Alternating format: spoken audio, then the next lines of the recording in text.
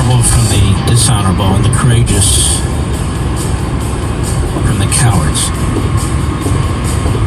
You see the mob, you see the entire culture, you see the society moving in one direction, and you decide, whoa, I'm not going there.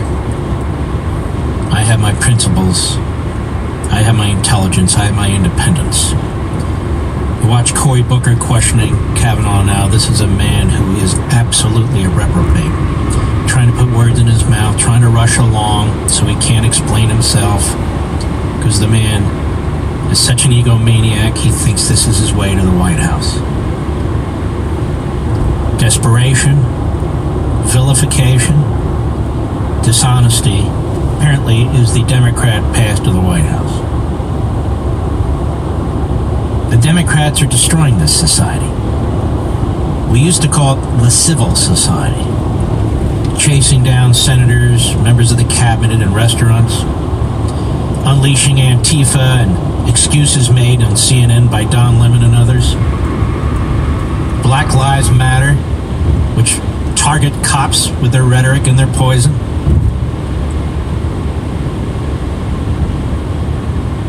Kavanaugh, in his opening speech, saved himself. We're going to go to Ted Cruz live for a moment. Go ahead. You and your family, thank you for a lifetime of public service. I will say, watching your mother's pained face has been heart-wrenching as she's seen her son's character dragged through the mud after not only your lifetime of public service, but her lifetime of public service as well. And I know as a father, there's been nothing more painful to you than talking to your daughters and explaining these attacks that the media is airing. I also believe, though, that the American people are a fair-minded people. That the American people can set aside the partisan warfare of Washington and look to substance and facts. And that is the charge of this committee. Now, there have been 3 different sets of allegations that have dominated the media. I think it's important to note that 2 of those sets of allegations had so little corroboration that even the New York Times, which is no conservative outlet, refused to report on them because they could find no basis for them. And it was striking in this entire hearing that not a single Democrat in this committee asked about 2 sets of those allegations. Ms. Ramirez's allegations and the allegations of the client of Mr. Avenatti. Not a single Democrat. I don't know if they were just too embarrassed. Mr. Avenatti's allegations were so scandalous that the ranking member omitted his client's most scandalous accusations of you as a criminal mastermind, essentially. Omitted those scandalous accusations from her statement. This hearing has focused, rightly so, on the allegations Dr. Ford presented. And let me say, I think the committee did the right thing in giving Dr. Ford a full and fair opportunity to tell her story. That's what we needed to do when these allegations became public. And the committee treated her with respect, as we should. I do not believe Senate Democrats have treated you with respect. What do we know? We know that her testimony and your testimony are in conflict. A fair-minded assessor of facts would then look to what else do we know when you have conflicting testimony? Well, we know that Dr. Ford identified 3 fact witnesses who she said observed what occurred. All 3 of those fact witnesses have stated on the record under penalty of perjury that they do not recall what she is alleging happened. Here's what we're going to do, Mr. Producer, right at this point. We're going to record this.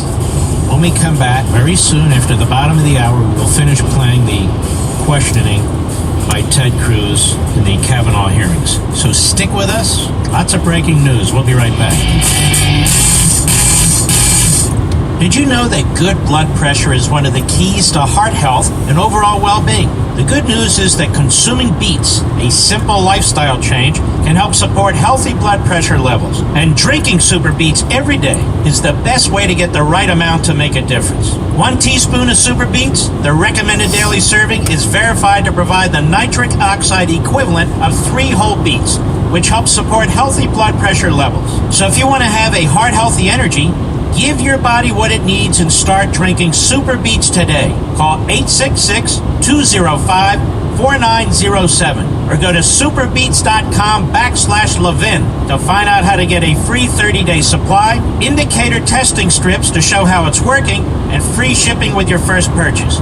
Call 866-205-4907 or go to superbeats.com/Levin. That's superbeats.com/Levin today.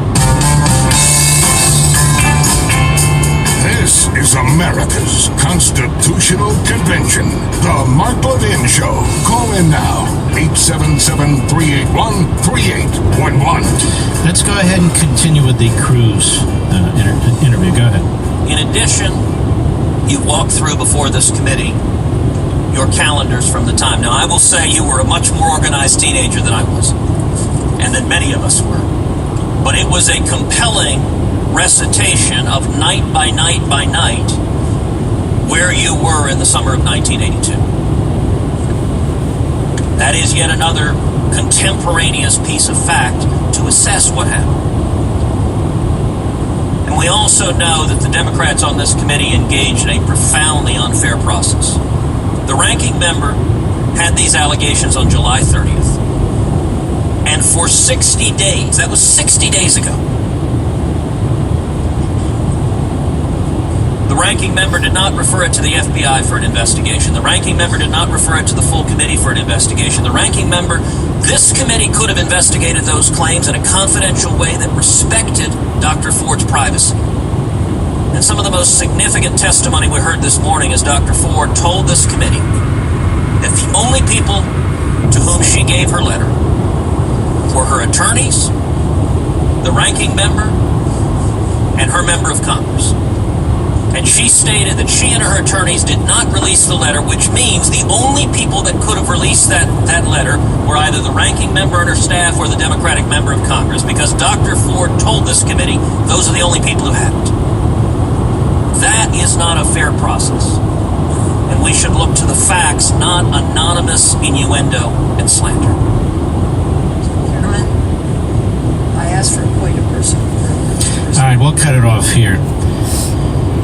A friend of mine said, and he's right, that Dianne Feinstein is looking more and more like Richard Nixon. This is her "I am not a crook" moment, as he points out, because she said, "I didn't leak it." Well, did your staff? She turns around to a staff member named Jennifer, and Jennifer says, "I didn't leak it." Is that her staff, one person? Well, somebody leaked it. Maybe we need to bring in the FBI. What do you say, Mr. Producer? Yeah, well, the FBI investigated. I want to get to Lindsey Graham at the hearing. Lindsey Graham has decided, obviously, to move more right, more conservative. Definitely since the passing of John McCain. There's just no question about it, as I observe him. And that's a good thing.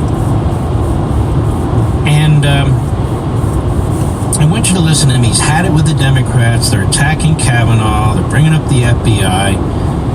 And I'll let Lindsey Graham speak for himself, because I certainly can't do any better. Cut 24, go.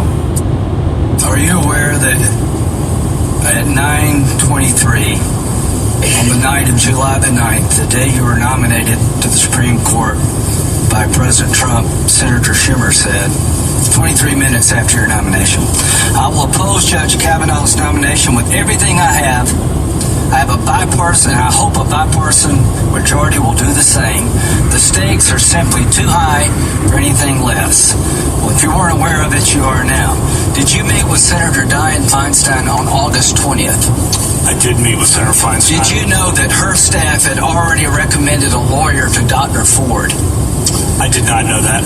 Did you know that her and her staff had this allegations for over 20 days? I did not know that at the time. If you wanted an FBI investigation, you could have come to us. What you want to do is destroy this guy's life, hold this seat open, and hope you win in 2020. You said that, not me. You've got nothing to apologize for. When you see Sotomayor and Kagan, tell them that Lindsey said hello, because I voted for them. I would never do to them what you've done to this guy. This is the most unethical sham since I've been in politics.